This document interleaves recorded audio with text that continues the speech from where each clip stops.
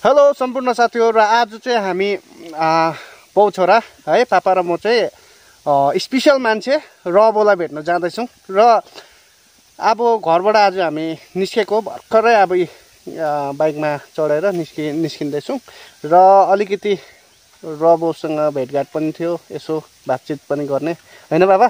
के छ अब है? अब एकदमै राम्रो बनाउनु भएको छ नि त उहाँले। अब एउटा उहाँको परिश्रमले बनाएको चिज चाहिँ हेर्नु पनि जाँदैछु र अलिकति एउटा बात पनि छ उहाँसँग, राम्रो अब बातचित गर्नेछौँ, रिलेसन राम्रो होस् भनेर हामीले सोचिरहेको छौँ। र भिडियोलाई अन्तसँग हेर्नुहोस् होला। हामी अब घरबाट निस्किने साथी हो, हेर्नुहोस् है एउटा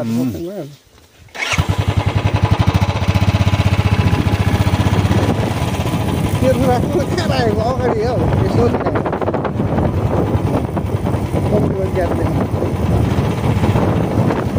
र हामी चाहिँ यहाँ पुगिसकेको छौँ। सिक्नेबाट हामी चाहिँ आज टिस्टा भएर नै जाने हो। रम्बी टिस्टा टक्लिङ भन्ने गरिन्छ। हेर्दै गर्नुहोस् होला साथी यो भिडियो चाहिँ। र हामी तपाईँहरूलाई अन्तसम्म माथि गएर साथी हो हामी रम्बी आइपुगिसक्यौँ है। अब हेर्नु सक्नुहुन्छ तपाईँहरूले यहाँ माथि मजाले के बनाउँदैछ हेर्नुहोस् त। सिक्किम जाने रेलवेको बाटो बनिँदैछ र अब यहाँ पनि एउटा स्टेसन बनिन्छ यहाँ। हेर्दै गर्नुहोस् होला साथी हो। र एकदमै अब यहाँदेखि चाहिँ हामी टिस्टासम्म जानेछौँ। हेर्दै गर्नुहोस् होला साथी हो। हामी चाहिँ टिस्टा आइपुग्यौँ है। तपाईँहरू कोही पनि रबोकोमा भेट्नु जाँदैछ भने चाहिँ तपाईँहरूलाई आज म बाटो पनि देखाइदिनेछु। र आजको यो दृश्य तपाईँहरूलाई थाहा भएकै कुरो हो है। यहाँनिर अक्टोबर 4 तारिक कस्तो भएको थियो भनेर है। चाहिँ मङमाया आइपुगिसक्यौँ है। र मैले यहाँनिर तपाईँहरूलाई यस्तो मोटो ब्लग त गरेको होइन। किन भन्दाखेरि म आएको देखाउनु चाहिँ किन खोजेँ भन्दाखेरि चाहिँ मङमाया टक्लिङ सोरेङ ब्लग चाहिँ के हो भन्दाखेरि चाहिँ एग्रिकल्चरले मानिने ब्लग हो। त्यही कारण मैले तपाईँहरूलाई यो ब्लग लिएर आएको छु। हेर्नुहोस् है साथी, म तपाईँहरूलाई देखाउने छु। यो पछाडि हेर्नुहोस् र परसम्म पनि तपाईँले आँखाले भ्याउनेसम्म पनि यहाँनिर अहिले सिबी खेती गरिरहेको छ। सब्जीको खेती चाहिँ यहाँ राम्रो गर्छ, कोपी पनि गर्छ, सबै कुरो गर्छ। हेर्दै गर्नुहोस् है साथी, हेर्नुहोस् है, म देखाउने। यहाँ हेर्नुहोस् है साथी हो, आमा सिबी बारी चाहिँ डल्लै सिबी बारी हो तपाईँहरूको यो। र यहाँ मात्रै यति मात्रै होइन, तपाईँले पर पनि देख्नु हुँदैछ नि योहरू सब सिबी बारी है साथी हो। यो सबै अब यहाँदेखि उकालो चाहिँ पुरै बेल्टै देख्नुहुन्छ तपाईँले। ऐकर हेक्टर सिबी रोपेको देख्नुहुन्छ। र तपाईँहरूले सिलगढीतिर पाउँदै गर्नुभएको सिबी है, यहाँ सिङतामतिर अन्त यो बजारतिर जहीँ पनि यहाँबाट बेसी जाने गरिन्छ। हो नि हो।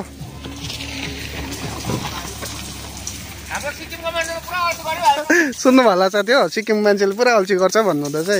उहाँहरू पनि सिक्किमबाट आउनु भएको रहेछ।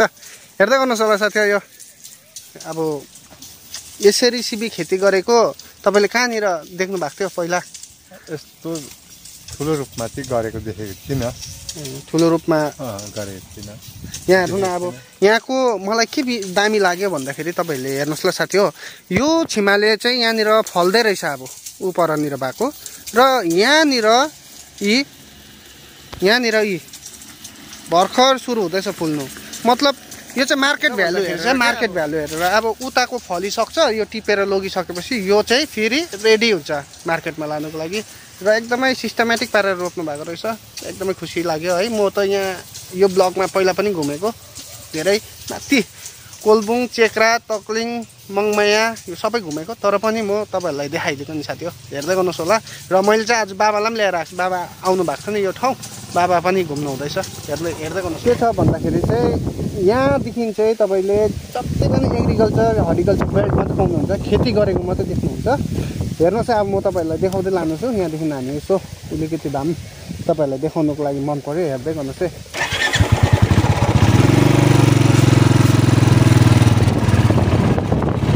अब यतिको खेती गर्नुको लागि चाहिँ जाँगर हुनुपर्छ। र तपाईँहरूले यहाँ सिबीको बिचमा मकै पनि देख्दैछ है। मान्छेहरूले काम गरिरहेको छ माथितिर, हेर्नु सक्नुहुन्छ साथी हो। र अब यस्तो चाहिँ तपाईँहरू पनि आएर एकखेप भिजिट गर्नुहोस् क्या।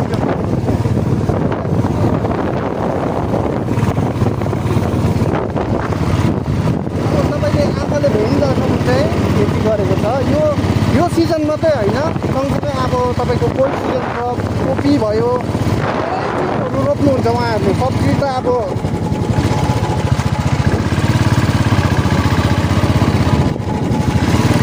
बाबा पैसा त खेतीमा पनि छ नि है अब धेरै छ नि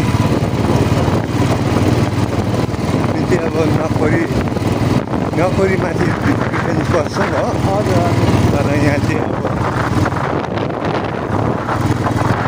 गर्दैन र उनीहरू खुसी पनि छ खुसी छ तपाईँ राम्रै छ उयो रोपेको रहेछ एकदमै राम्रो लाग्यो मलाई त साथी हो आफू त एग्रिकल्चर हर्टिकल्चर पढेर होला सब्जी यो खेतीपातीदेखि त म त रोकी पठाइहाल्छु हो हेर्नुहोस् यहाँ मजाले रोपेको रहेछ र तलनिरतिर पनि लाउनु भएको रहेछ साग र बन्दाकोपी यहाँ माथितिर पनि लगाएको देखेको थिएँ मैले लु साथीहरू हामी बाटोमा जाँदा चाहिँ हाम्रो यहाँनिर दाजुलाई नै भेट्न आएको है र मेनलाई र ब्रलाई भेट्न आउनु भएको दाजुहरू पनि भेट्थ्यो है सँगसँगै हामी अब सँगै जानेछौँ अब तपाईँहरूलाई मैले यहाँ मङमाया टक्लिङ चेक्रा सोरेङहरूको बारेमा त मैले तपाईँहरूलाई भनिसकेँ है र अर्को कुरो चाहिँ के छ भन्दाखेरि मैले एउटा कुरो चाहिँ के देखेँ कहाँबाट आउनुभयो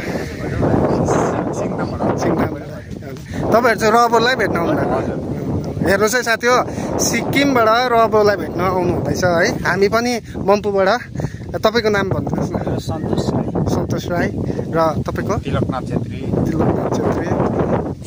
विशाल तामाङ र अघि चाहिँ मैले एउटा तलनिर भिडियो बनाउँदै थिएँ र उहाँ दाजुले चाहिँ एउटा कुरो भन्नुभएको थियो नि किन भन्दा म पनि सिक्किममै काम गर्छु है म त एग्रिकल्चर रिलेटेड काम गर्छु म हर्टिकल्चर कलेजमा छु र तपाईँले एउटा बात भन्नुहुँदै थियो नि खिड्कीबाट होइन हो त्यसो त होइन होला त्यो तर अब मतलब अब उयो नभएर पो हो कि कसरी गर्नुपर्छ के गर्नुपर्छ भनेर पो हो कि है त्यो भएर पनि अल्छे भएको हो कि मेलोमेसो नभएर पो हो कि है अन्त त्यो कारणले गर्दाखेरि पनि हुनसक्छ र यसरी गरेको चाहिँ तपाईँले देख्नु भएको थिएन अरू जग्गा देखेको थिएन सिमीको त्यो बोट हेर्नुहोस् न के मजाको आएको छ है हजुर हजुर दामी आएको छ सिमीमा त यति साह्रो त उयो हुँदैन होइन यहाँ चाहिँ अब मेहनत चाहिँ डेन्जर गर्छ हजुर मेहनत चाहिँ अब मान्नै पर्यो यहाँको मान्छेलाई चाहिँ र रबको मेहनतलाई पनि हामी मान्नै पर्यो त्यही देखेर हामी गएको यहाँ है सबै रबलाई भेट्नु जानुभएको आज चाहिँ होलीको दिनमा आज हुन्छ है हामी पनि लागौँ है सँगसँगै लो है सम्पूर्ण साथी हो हामी चाहिँ रबोकोमा आइपुगिसकेको छौँ है हेर्नुहोस् है साथी हो हामी अब दाजुलाई भेटिसकेको छौँ हेलो नमस्कार सबैलाई हामी आइपुगिसकेको छौँ हाम्रो दाजुकोमा है उहाँको एउटा इन्सपिरेसन हो हाम्रो पहाडको चाहिँ तपाईँ एकदमै धन्यवाद छ र तपाईँहरू जतिजनाले हेरिरहनु भएको छ तपाईँहरूलाई हेलो नमस्ते भन्दै आज चाहिँ होली है होलीको शुभकामना पनि छ तपाईँहरूलाई है अलिकति बिजी भएकोले गर्दा बिर्सेछु कि भान्जीले गर्दाखेरि एकछिन भए पनि होली खेलाएको ए ठिकै छ तपाईँ घरमा चाहिँ यसो टाइम निकालेर आएको ठिकै छ र आज चाहिँ अब कस्तो छ भन्दाखेरि चाहिँ साथी हेर्दै गर्नुहोस् है हामी के गर्ने रहेछौँ आज है मजाले अब यहाँ जो एकदमै गेस्टहरू यहाँ भएको भिडियो धेरै अगाडि हेरेको मौरीको मोम बनाएकोदेखि चाखा कसरी काट्ने कसरी डुड सफा राख्ने आज रब्रोले सायद मौरी पनि यहाँ पाल्ला जस्तो चाहिँ पक्का छ है अब चाहिँ ल आउनुहोस् यहाँ आमा पनि सिक्किमकै है ल ल धन्यवाद छ तपाईँहरूलाई सबैलाई है ल आज चाहिँ सबैजना बस्नुपर्छ होलीको है यसो इन्जोय गर्नुपर्छ वाटर गार्डनबाट कलर सलर छैन आज मैले चाहिँ फेरि कलर चाहिँ सोचिनँ नि त आज यस्तो हुन्छ भनेर सोचेकै थिइनँ फोनै नगरी आउनु भएछ हो फोन गर्नु भएको भए त यसो कलर मिलाउँथे आज उहाँहरूलाई कसो होला चिलाउने आज उहाँहरूलाई चाहिँ बाटोमा यसो भेटेँ कि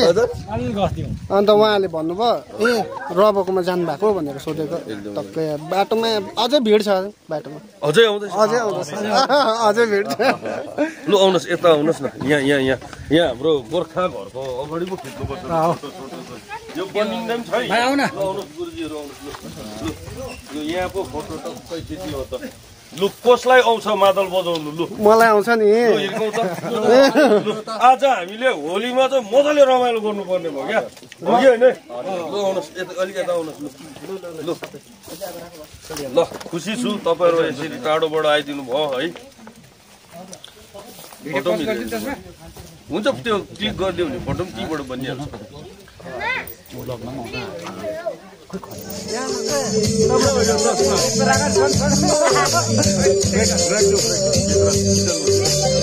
यहाँ चाहिँ अब भनेपछि म त त्यही त तपाईँलाई त्यही कुरा गरौँ भन्दै अब एउटा राम्रो यहाँ आइसकेपछि खाली हात जाँदैछ नि त मान्छे अब धेरै मान्छे अहिले भनेन त्यही भएर त हामी किन्छौँ हाम्रो गाउँको मान्छेलाई आर्थिक अवस्था अलिक सहयोग जस्तै एकजनाले गुन्द्रुक बनाएर त्यसलाई प्याकेट गरेर राख न 40-50 रुपियाँ फाइदा छ त उसलाई त्यो बित्थामा साग फ्याँक्नु हो कि होइन ढुङ्गाइ छ त्यो